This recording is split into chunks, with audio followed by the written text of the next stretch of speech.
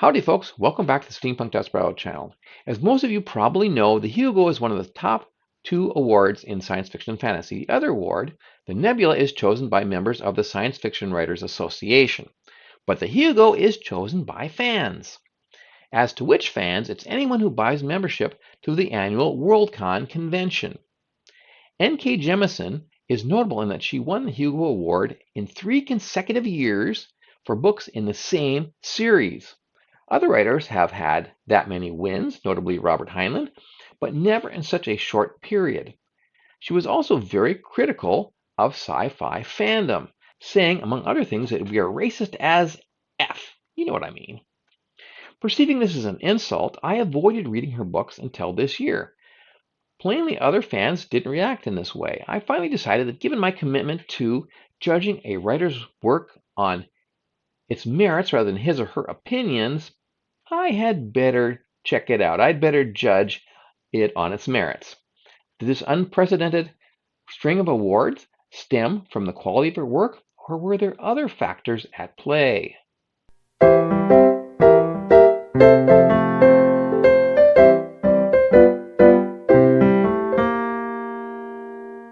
If you didn't already know or haven't guessed, N.K. Jemisin is African American, and she apparently believes that we fans are the ones who've been holding black writers back. Even though there's been a lot of great black sci-fi writers, Samuel Delany, Octavia Butler, etc. So she called us racist. It shouldn't bother me because that term has been so abused and defined in ridiculous fashion, such that now it's practically meaningless. Still, a lot of people believe racism is like a cardinal sin. And I personally think that it was an insult because the sci-fi community has been for many years one of the most accepting and least bigoted groups in America. Attend a Comic-Con or one of the spin-off conventions like Phoenix Fan Fusion, and you'll see what I mean. There's people from all races being happily geeky together in harmony. Sci-fi was also the source of television's first interracial kiss. Now, I know Wikipedia disputes this, but I don't count white Asian, and especially not white and Hispanic. No, the big taboo was against white-black intimacy. And that was broken by William Shatner and Nichelle Nichols on Star Trek in the 1960s. And this episode was actually banned in like 10 southern states. Obviously, I'm in total disagreement with Jemisin's estimation of us, though of course she has a right to her opinion. Finally, I convinced myself to get the first book in that series, the 5th season, which is published in 2015 by Orbit Books, and the series is The Broken Earth. What I wanted to know is, did this book really deserve the Hugo, the accolades, etc., or were fans motivated by white guilt and or political animus? I won't get into details too much, but at the time there was a movement called the Sad Puppies, which was a group of conservative and libertarian writers who said, we're being denied awards, and we think that it's politically motivated. And indeed, there was evidence that there were smear campaigns against people for whatever reason, like so and so is a Mormon or so and so owns a gun shop. We can't vote for this evil person. So Jemisin's three-peat, I'm thinking, may have been an FU from left-wing fans to people like myself. Just saying, it's possible. As for Jemisin's actual book, I was pleasantly surprised. All politics aside, this season would not have been my choice for the 2016 Best Novel Hugo. I would have picked Jim Butcher's Cinder Spires, of course, because it's steampunk. Though I can see why a lot of people rated Jemisin's book highly. To begin with, it's got some seriously cool world building. The setting is the Stillness, which is a large continent on a world occupied by humans, perhaps colonists in the far future, perhaps it's just fantasy. And it's a very complicated society where a person's occupation is determined by his caste, which I believe is mostly or usually inherited. There's also a mysterious race called the Stone Eaters who literally eat rocks and can move through the earth as if it's air or water. The dominant religion holds that Father Earth is a god who is angry with humans for some kind of environmental slight in the past. This explains why the world is so unstable and tectonically active with earthquakes, volcanic eruptions, and tidal waves, causing devastation to human communities and being very common. Therefore, certain people have evolved the capacity, the psychic ability, to quell this activity by harnessing the power of the earth with their minds. There are, as always, downsides to this. First, this power is limited to a small minority of humans. Usually it's passed on from parent to child, but sometimes it's kind of like a recessive ability that pops up all of a sudden. Second, the power to protect is, as always, the power to destroy. If you have the ability to quell an earth tremor, you can also cause one. Third, the law of conservation of energy applies. So anyone practicing this kind of energy manipulation must get it from somewhere. And if there's not enough geothermal available nearby, it's from the ambient heat, which means that you flash freeze everything within a certain radius, depending upon how much power you're using. Therefore, there's nothing to prevent a person with these powers to use this effect to freeze and kill their enemies. You can probably guess where this is going. As in Harry Potter, these practitioners are kind of a class by themselves. There's a word for them and a word for everybody else. People who have it are called orogenes. Those without are stills, I guess because they have no power to move the earth. The word appears to be arbitrary. To a word aficionado like me, it implies gold maker, though they have no such alchemical powers. Unlike the wizards of Harry Potter, orogenes aren't secret. They are widely known, feared, and despised. There's even a slang term that serves as an ethnic slur, raga. That sounds a lot like a word I've heard somewhere. As in Harry Potter, the powerful minority represents a threat to society and therefore must be identified and trained. Understandable. One thing people miss is that the hereditary witches and wizards in the world of Harry Potter, for them, attendance at Hogwarts is not voluntary. It's mandatory if you want to practice magic ever.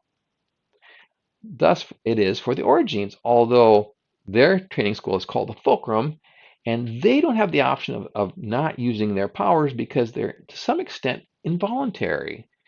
I mean, their self-preservation instinct kicks in if the Earth is moving nearby, and so they can't help but affect the world around them. Nor are the managers of this school, the Fulcrum, they're called the Guardians, they're nothing like the benevolent people who run Hogwarts. Orogenes don't get to wait till they turn 11 to leave home. As soon as they are discovered, they must go to the Fulcrum. Even as an infant, they don't get to come back and visit their families. Not that the families really want them back. And parents who, the anomalous parents, the occasional parent who tries to hide an Orogene child from the authorities will be severely punished if caught. The rules of the Fulcrum are much stricter than Hogwarts, and some of the punishments can be purely sadistic. And Orogenes who get too deeply into trouble don't like go to a wizard prison and get out eventually. No, they simply disappear and they're never seen again. The title fifth season refers to periods of chaos, extreme climate, and societal upheaval caused by random spikes in tectonic activity, like belching clouds and volcanic winter and that sort of thing. This can be short as a few weeks or stretch into many years, especially in cases where governments fall and society doesn't recover right away. This is one of the reasons that the Fulcrum exists, to train a cadre of Orogenes with energy manipulating powers who can prevent or at least lessen their disasters. And also, they sometimes contract out their powers to various communities. You could use your earth moving powers to clear land for roads or to dig mines or whatever. Now, the Fulcrum is run by a shadowy group called the Guardians, whose members have just one power: to suppress the powers of any Orogene in near proximity. The story consists of 3 interrelated threads, each with a female protagonist. One involves a little girl, Demaya, who is taken away to the Fulcrum after she reveals her latent powers by accidentally giving the school bully frostbite. He's essentially attacking her, and she defends herself. She could have easily killed him, but she doesn't. But she has to go. The second is a middle-aged woman, Isun, who discovers that her 4-year-old son has been beaten to death, presumably by his father, who has fled with the boy's older sister. The grieving mother realizes that it must have been the man's terror and cowardice when he discovered that the boy had origin powers. Instead of reporting him to the fulcrum, he just decided to kill him. Thirdly, there's a young woman named Cyanide, a student at the fulcrum, who has been told that she must bear a child with the most powerful origin sorcerer called Alabaster. He's a really unpleasant, weird fellow. And he has 10 rings. That's the highest you can get. And yes, they wear rings on their fingers. Cyanide has 4, so she's up there, but not nearly so powerful. And yes, the Guardians, just like the Bene Gesserit in Dune, they practice selective breeding. An amusing side is that Alabaster's name is ironic. His skin is every bit as dark as the sun-drenched inhabitants of the Congo. Jemisin's writing style is clear and expressive, and her pacing is good. A nice middle ground between too fast or too slow. One thing, though, I disliked was the fact that Eason's story is written in second person. In other words, you go to the door and you see that there's somebody there, and you decide to ignore them. That's the reason it's rarely used, because it's annoying. As I noted a few weeks ago, the Book of Elsewhere, written by China Miéville, he used second person occasionally, but the incidents were brief and only related to like violent battles. So it was kind of like immersive. So I guess I forgave him for that. The characters are interesting enough and mostly relatable. My primary problem was with certain aspects of the setting and the plot. Here's where we get into spoiler territory. So be warned. Don't say I didn't warn you. First is the question of whether the origins are or are not dangerous. Early in the book, Jemisin establishes that they are, since even a baby can cause earth tremors if its powers manifest that young. Therefore, it makes sense that the Guardians would strictly control them, especially forbidding the consumption of alcohol. I mean, you do not want to see a drunk origin. That could be a disaster. But later, when Cyanide and Alabaster, who have been sent on a routine mission on one of these, contract missions to use their powers for various reasons, they run into this Guardian who's after Alabaster, who's apparently broken some rule, and he's going to kill them. Now, they flee to an island colony that includes feral origins. That is, they're untrained. And somehow these people get along fine without Guardian supervision or training. They even drink alcohol and sometimes get drunk. And in this case, even a single bad actor could devastate the continent by raising immense tidal waves. Yet they don't. So are they dangerous or aren't they? There's no explanation as to why this community works when we've seen origins killing or injuring people in other situations. The other problem I had was concerning the attitude of the stills, that is, the muggles, the normal people, to the origins.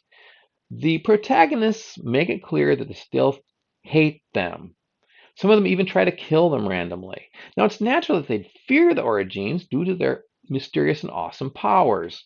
With just a thought, they can freeze you to death, or they can cause a quake to devastate your village. But the hatred is purely irrational. We don't expect characters to be always rational, because books would be pretty boring if that was the case. But this kind of goes beyond the pale, in my view. I mean, it's not like origins are practicing child sacrifice or anything. Rather, the ones that were trained and regulated by the Guardians helped protect communities. In fact, origins are often discovered when a particular town is spared the effects of a quake. You'd think that would be a good thing. This over-the-top element of rationality makes sense when you realize the plight of the origins must be a metaphor for African chattel slavery. That's fair enough. As with the slaves on an antebellum plantation, they don't have any choice but to work for the fulcrum and the Guardians. The alternative is severe punishment if they try to run away. They could even be killed. They have to do what they are told, and they don't even get to choose their own mates. Though this is not quite the same as historical slavery, where slaves did generally choose their own partners. It's just that the master could, and often did, arbitrarily break up families by selling someone elsewhere.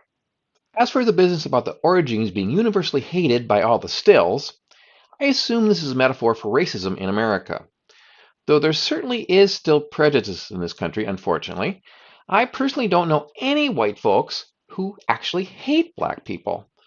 Even if we don't have any close friends who are Black, most all of us have had coworkers or associates or some contact such that we know they're all individuals just like we are.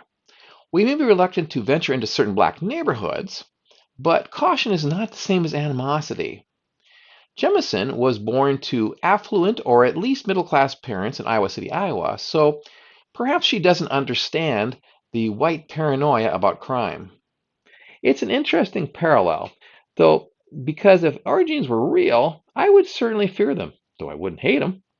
So for me, the hate issue is an example of the kind of victimology that they portray here, although it's metaphorical in this case. But yes, we are victims. People hate us for no reason. That's my story, and I'm sticking to it. But it's something I personally don't care for. Despite these objections, I thought the fifth season was generally a good book, absorbing, interesting.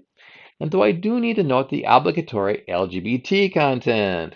When the character Alabaster is ordered to make a child with cyanide, he treats it like a chore. And I'm thinking, what is it? Is he gay or something? Yeah, he is, of course. And that's why he doesn't like it.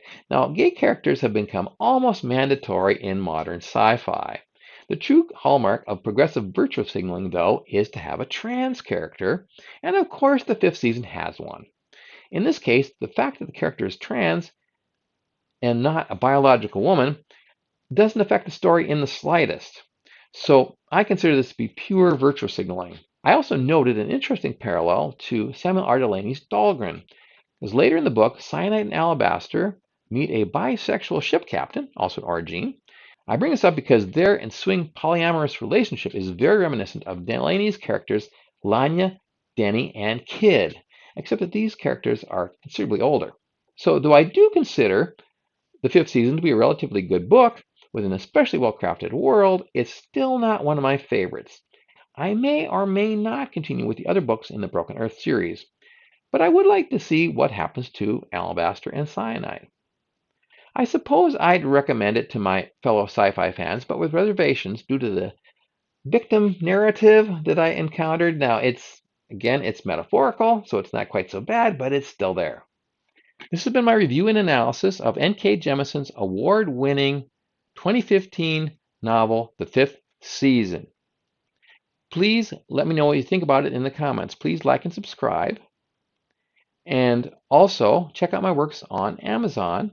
Links are in the description as always. A special note, for the last 2 years, I've been talking about publishing a new book.